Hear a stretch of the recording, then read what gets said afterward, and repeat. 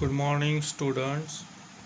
Today we are going to study the last lesson of this unit 1.5 his first flight म्हणजे त्याची पहिली भरारी. Page number 31. Paragraph number 1. The young seagull was alone on his ledge. His two brothers and his sisters had already flown away the day before. आता यामध्ये young seagull, young म्हणजे लहान छोटासा, seagull म्हणजे समुद्र पक्षी, हा एका लेज म्हणजे काय, कड्यावरील एक रुंद असा कंगोरा भाग.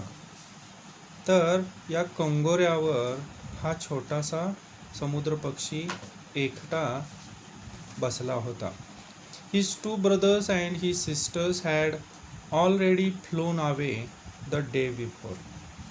आणि आदल्या दिवशीच त्याचे दोन भाऊ आणि त्याची बहीण हे दोन्हीही तिथून उडून गेलेले होते. He had been afraid to fly with them. तो छोटासा समुद्र पक्षी त्यांच्याबरोबर उड्डाण करण्यास घाबरत होता. Somehow, when he had taken a little run forward to the brink of the ledge and attempted to flap his wings, he became afraid. आता यामध्ये अफ्रेड म्हणजे घाबरणे. He had been afraid to fly with them. तो त्यांच्याबरोबर उड्डाण करण्यास घाबरत होता. Somehow when he had taken a little run forward, आणि कसा तरी जेव्हा तो थोडासा पुढं गेला, to the brink of the ledge, त्या कड्याच्या काठापर्यंत जाऊन धावत तो पोहोचला. And attempted to flap his wings, आणि ज्या वेळेला तो त्याचे पंख फडफडण्याचा प्रयत्न करू लागला, ही बिकेम अफ्रेड, तो खूपच घाबरला. The great expanse of the sea stretched down beneath. आणि त्यानं पाहिलं काय की समुद्र हा भव्य विस्तीर्ण पद्धतीनं खाली पसरलेला होता. And it was such a long way down, miles down. आणि तो खूप असा मैलोमैल, long way down miles down म्हणजे अनेक मैल तो असा विस्तीर्णपणे पसरलेला होता. एक्सपान्स म्हणजे विस्तीर्ण आणि टू स्ट्रेच म्हणजे पसरणे. He felt certain that his wings would never support him. त्याला निश्चितपणे असं वाटत होतं की त्याचे पंख त्याला आधार देणार नाही. So he bent his head and ran away back to the little hole under the ledge where he slept at night. आणि म्हणून त्याने त्याची मान खाली केली, bent his head and ran away back to the little hole under the ledge. आणि त्या कंगोऱ्यामध्ये असणाऱ्या एका छोट्याशा छिद्रामध्ये तो परत मागे धावत गेला. and where he slept at night, आणि जिथं तो रात्री झोपी गेला. Even when each of his brothers and his little sisters, whose wings were far shorter than his own, त्याच्या भावाचे आणि छोट्या बहिणीचे पंख त्याच्या पंखापेक्षा खूप लहान असूनही, even when each of his brothers, त्याचा प्रत्येक भाऊ, अँड हिज लिटल सिस्टर, आणि त्याची बहीण, हुज विंग्स वेअर फार शॉर्टर, त्याच्यापेक्षा खूप लहान होते, फार म्हणजे खूप, दॅन हिज ओन, त्याच्या स्वतःपेक्षा त्यांचे पंख लहान होते. रॅन टू द ब्रिंक, आणि तरीसुद्धा त्यांनी त्या कठड्यावरून ते धावत गेले. फ्लॅप्ड देअर विंग्स, त्यांनी त्यांचे पंख फडफडवले अँड फ्ल्यू अवे, आणि तिथून दूर उडून गेले. फ्लॅप म्हणजे फडफडवणे आणि फ्ल्यू अवे म्हणजे दूर उडून जाणे. He failed to muster up courage to take that plunge which appeared to him so desperate. आणि आता इथं टू मस्टर अप करेज म्हणजे धाडस एकवटणे. He fail to muster up courage, तो धाडस एकवटायला अपयशी ठरत होता. टू टेक दॅट प्लंग, तिथून उडी मारण्यासाठी जे धाडस, प्लंग म्हणजे उडी मारणे, उडी मारण्यासाठी जे धाडस एकवटायला पाहिजे होतं ते तो एकवटण्यामध्ये अपयशी ठरत होता. Which appeared to him so desperate, आणि ज्याच्यामुळे तो खूपच उदास दिसत होता. डेस्परेट म्हणजे उदास. His father and mother had come around calling to him श्रीली.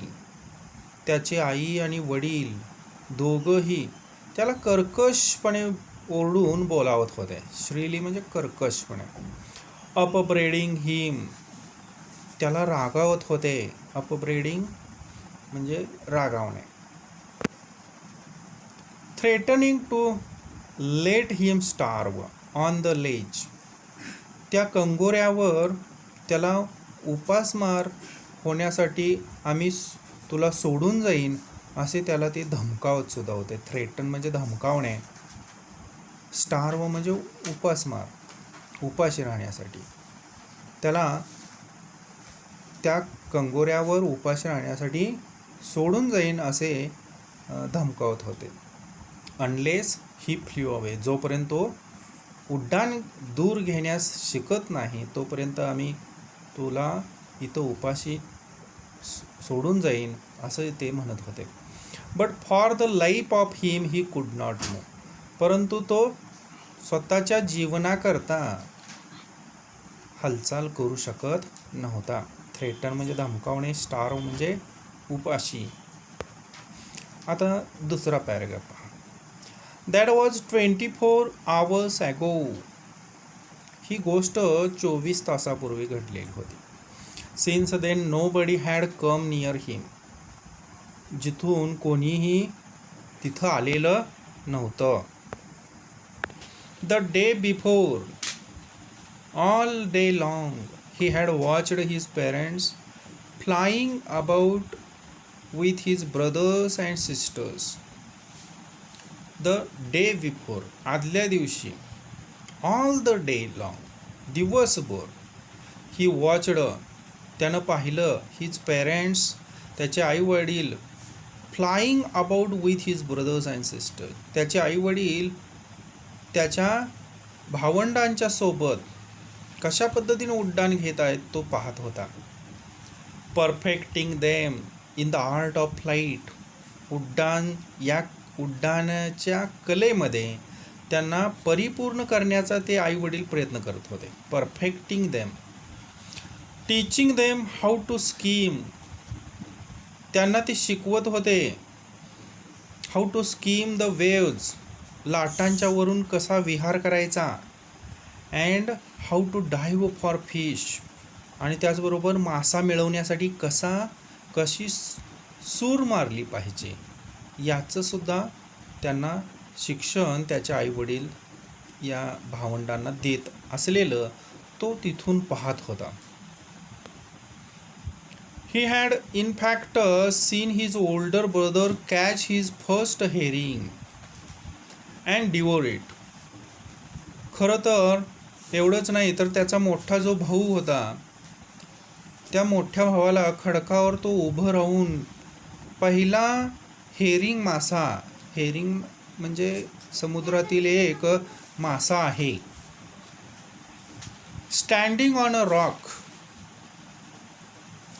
जो खडकावर उभं राहून त्याने कशा पद्धतीने तो मासा गिळला. डिवोर म्हणजे आधाशीपणे खाणे, कशा पद्धतीने त्यानं खाल्ला हे सुद्धा तो पाहत होता.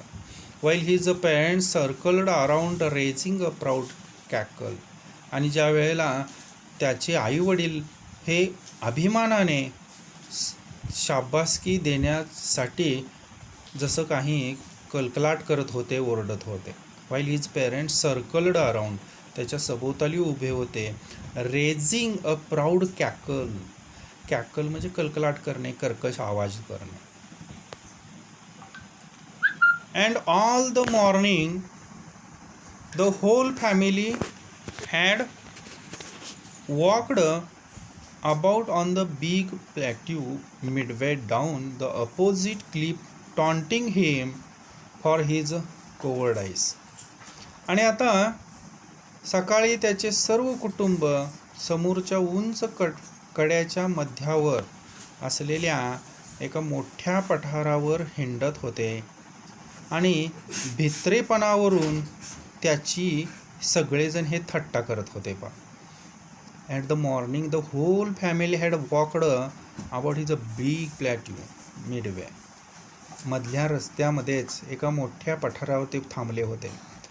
The opposite cliff, जी तो बसलेला होता त्याच्या बरोबर विरुद्ध दिशेला तो कडा होता.